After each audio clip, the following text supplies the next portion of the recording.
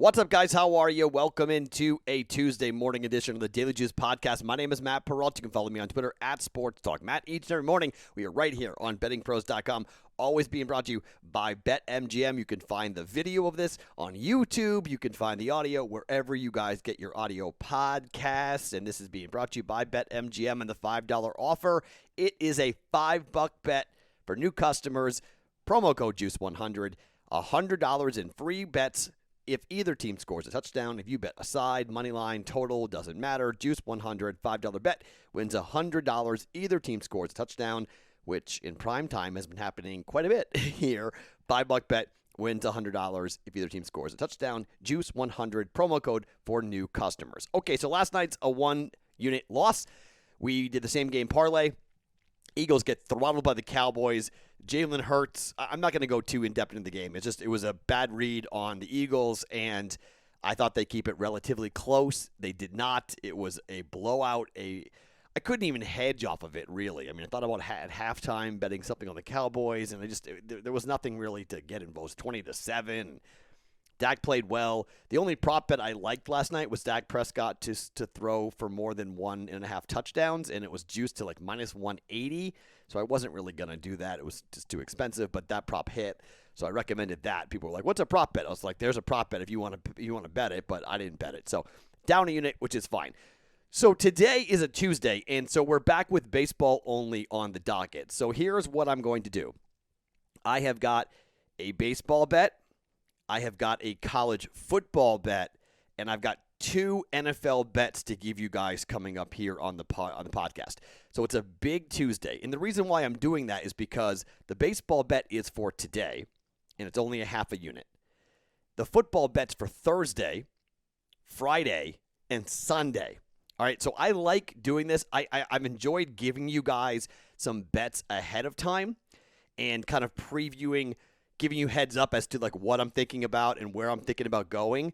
Like, for instance, okay, the Alabama-Ole Miss line has been phenomenal to watch. I don't know if you guys are into this or not, but I'm like super into this. It's super fun. So Circa Sports likes to be the first book opening with numbers for college football. They want to be the market maker. They opened up at Bama minus 20 up against Ole Miss. All right, that's what they think the line should be. The professionals unloaded on on Ole Miss rather. And they drove this thing all the way down to 14.5 before they got any buyback whatsoever. Currently, at the time of taping, Circa is at Alabama minus 15. Okay, 5 points in one day. That is a ridiculous amount of money coming in. All max bet. Now it's only $5K, right? They take their max bets are $5,000 on a side, $3,000 on a total. So the total goes from 80, yes, 80, down to 77.5 where it has stopped. That's the bar. That's where they have not moved the number in about 12 hours at 77.5. So I'm watching all of this as to where I'm going to be on Bama. It's just a matter of what number I'm going to play for Alabama against Ole Miss. And I'm not really sure because these are the games that have the attention of the Crimson Tide because Matt Corral's coming in with the Heisman Trophy candidacy and Lane Kiffin. We know how Lane Kiffin and the total, it's going to be so high scoring. 111 points got scored last year. 63-48 was the game in Oxford. Now the game's going to be played at Bryant-Denny Stadium. So I'm watching all of that, right? So I'm trying to figure out when do I get involved? When do I bet? Like, that's where I'm spending my prep time, not breaking down baseball. Just heads up, okay? That, like, if you're wondering, like, Matt, why aren't you playing baseball? And where do you do with your breakdown? Like, that's what I do. I stare at my screens, and I'm watching line movements, and I'm watching and trying to figure out, okay, if Circa thinks it's a 20-point game and now it's 15, was it a bad number or is it just insane value on Bama right now? Like, was 20 just really wrong?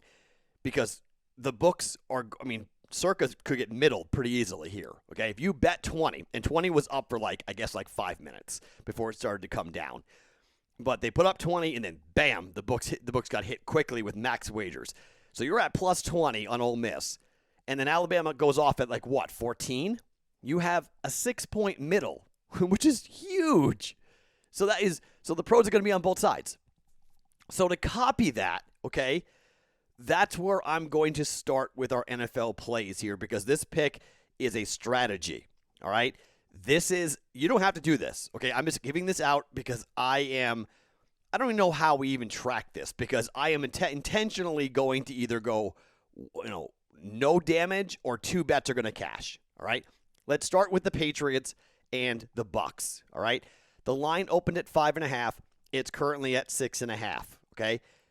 93% of the money at the majority of books on and offshore currently here for a Monday night taping and a Tuesday morning on the Bucs minus 6.5, okay?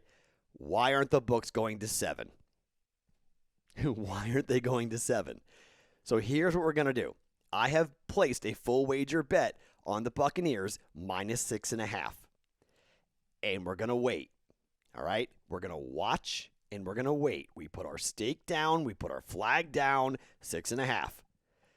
The books are going to go to 7.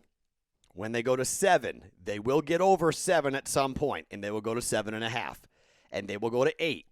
I'm projecting a closing number to be around 8, 8.5 for this game. I will bet the Patriots when that happens. And we will try to get a 7 middle here, and we'll try to hit both bets. All right? The books know that 7 is a number that they're getting resistance from the professionals on the Patriots. Okay? The number geeks, they're looking at this, and they're like, I get it. Brady's doing podcasts. He's talking about going there not for a family reunion. He's going to come in. The Patriots are banged up. Their offensive line is not blocking anybody. Mac Jones is a rookie, never played on a stage like this. Patriots are 1-2, got owned at home. Pats are 0-2, could be 0-3 at home if the Buccaneers come in and destroy them. You got Gronkowski, who's got some bum ribs, but he's playing. Brady is going to be on Brady, right? Just like different level Tom Brady, oh my gosh, right? Going to want to go in there and kill the Patriots. Very possible. But something is up with this game. Something smells with this game, okay? This is not, be careful with this, okay? This is going to be a strategy play for me because I get to kick my heels up and try to hit both bets knowing that I'm not going to get burned on either side. I'm going to be on both sides of 7, all right? That's the strategy, to be on both sides of 7. Now, what you might say, Matt, well, what happens if it just goes to 7 and never gets to 7.5? Okay, that's fine. I'll bet the Patriots at 7, and then I'll just be done with it. And I'll wash my hands of it and be done, okay? As a Patriot fan, it's a tough game to get into. It definitely is going to sting to watch Brady come out of the tunnel in a Bucs uniform and be on the other side. But the line movement is far more interesting because of how much money is coming in on one side, and the books are like, go ahead. Bet 6.5 till you're blue in the face, right? At some point, they're going to have to look for Patriot money. At some point, they're going to be interested in if they go to 7 and get hit, they'll go back down to 6.5, right? That's how the line will go. As we get closer to kickoff, and we may have to wait all the way to like literally right before kickoff to get to 7.5. But the second we get 7.5, I'll wait, and if it's really like right before kickoff, I'll bet 7.5. We'll go 6.5, 7.5. We'll be on both sides of 7, and we'll try to middle it, okay? That's what I'm doing. You don't have to do it, but that's what I am doing. However, Dan Harris wants to track this as 2 official plays to go 1-1. I don't care, right? That's how I'm playing the Patriots and the Bucs, trying to go on either side of 7, okay? So 6.5 for the Bucs, laid that today, and then we're going to wait. And we're going to watch, and we're going to evaluate, and we're going to have fun with this and see where the number goes. But 93% of the bets at most books, I've seen 2 of them report this, are all in the Bucs, minus 6.5, and the number is not moving. Just saying. Just saying. Okay, so there's play number 1. Play number 2 for the NFL. Thursday Night Football. Overs are now 8-1, and they've hit 8 consecutive times thanks to last night with the Eagles and the Cowboys sailing over that 51.5-point total. The Bengals and the Jaguars. Yes, you heard me right. Thursday Night Football is Bengals at Jaguars. Total is 45.5. It is climbing at different books. I've seen it as high as 46.5, okay? Up an entire point. You might go, well, Matt, is that a key number? Well, no. Key numbers for totals, 37, 41, 44, 51. Okay, those are your key numbers. So between 44 and 51, that's why most NFL totals kind of slide between that number. And once they get over 51.5, that's a key number, like last night was. This is 44.5. And you're like, or sorry, 45.5 rather. It's over 44, so it's 45.5. So we're already over 44. So you think the books are just going to let this thing climb as people bet the over. But here's my thought as to why I'm going to bet the over for 1 unit on Thursday night. Be careful of the Jacksonville Jaguars winning this game outright, okay? I like the Bengals. You guys know I like the Bengals, okay? I've been high on the Bengals. But, man, this is one of those games where you're like, all right, you're coming off a 24-10 win on the road at the Steelers. You played really well. You lost 20-17 to the Bears on the road. You beat the Vikings in Week 1, 27-24. Bengals are 2-1. We're on their over for the win total. You know how I feel about this. I think betting Jamar Chase to win the Offensive Rookie of the Year is an awesome bet. Okay, I really do. I haven't made it yet myself, but I think it's an awesome bet. Don't bet any of the quarterbacks. I don't think any of the quarterbacks are going to be good enough. I think Chase could have a huge year. This game here could really announce. If you like the bet, by the way, probably bet it now because he could have a monster game coming up against Jacksonville, and all of a sudden he's like the front runner by a ways. I think Jamar Chase is just an unbelievable receiver. He was the best receiver 2 years ago. Now he's with Joe Burrow doing big things, okay? So they're in prime time. They're at home. The defense for Cincinnati hasn't faced a great offense yet, okay? They faced Kirk Cousins. They faced Justin Fields, or Justin Fields / Andy Dalton, and they faced Ben Roethlisberger, okay? They've given up 10, 20, and 24 points so far. That might lead you to go, well, Matt, shouldn't you be betting the under here given the fact that, opponents scoring per game, Cincinnati hasn't been that bad this year. I mean, they're all the way down near the bottom for, giving up points per game. They've given up 18 points per game. It's kind of in the middle, I guess. Only 18 points per game that they have given up. On the flip side, though, Jacksonville has given up 30.3 points per game. Jacksonville gave up 37 points to the Texans, 23 points to the Broncos, and 31 points to the Arizona Cardinals. Now, they go on the road, and this number's at 45.5 because I think people are believing the Jacksonville Jaguars are not going to score against the Bengals. But I watched a lot of that game against the Cardinals. And I got to say something. I think Trevor Lawrence is due to have a pretty good game. I think this team could surprise some people. I think the number is 7.5. I wouldn't go near this game in terms of on a side. I think this is going to be a tighter game than people think, but with the Jaguars comes the potential for crazy wacko things, pick sixes and fumbles and just things that you don't expect to have happen. I think it's a little bit scary to expect the Bengals to cover a 7.5-point line at home, but I also wouldn't take the Jaguars because I don't trust the Jaguars at all here. But offensively, I think they can score. I think this could be like a 27-24 or like a 34-24 type of game. And I don't know. Something tells me that if I'm, looking for some signs of life, that Trevor Lawrence might give it to you in this game. Okay? He was 22 of 34 for 219 yards, 1 touchdown. He did throw 2 picks. James Robinson ran the ball for 88 yards.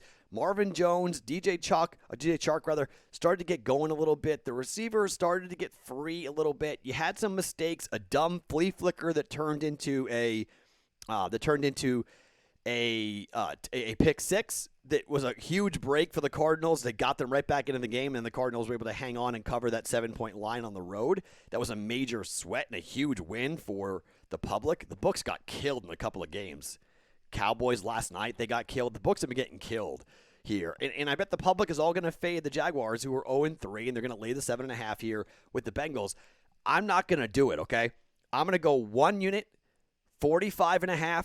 We're going over 45.5 for Thursday Night Football at 1 unit, and just root for points. 8-1 overall, primetime overs, 8 in a row. Just going to come back to it. The books are expecting the Jaguars to not score. I think they're going to score. I know the Bengals are going to score. We may jump in with like a half unit on the team total going into Thursday night to add on to some extra stuff for that for the pod. But I'm going 1 unit.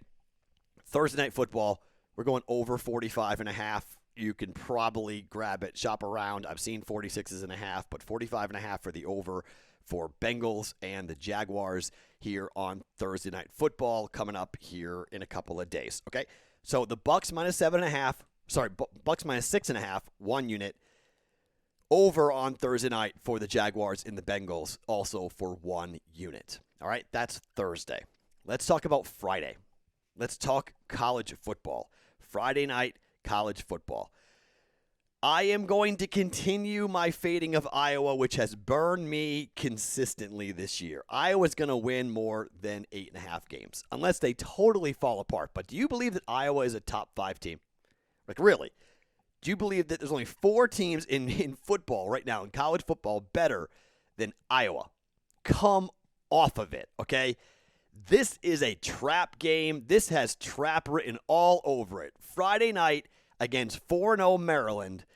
You know what the kids in Maryland are doing. They're going to be pre-partying the entire day. They have a top 5 team coming in.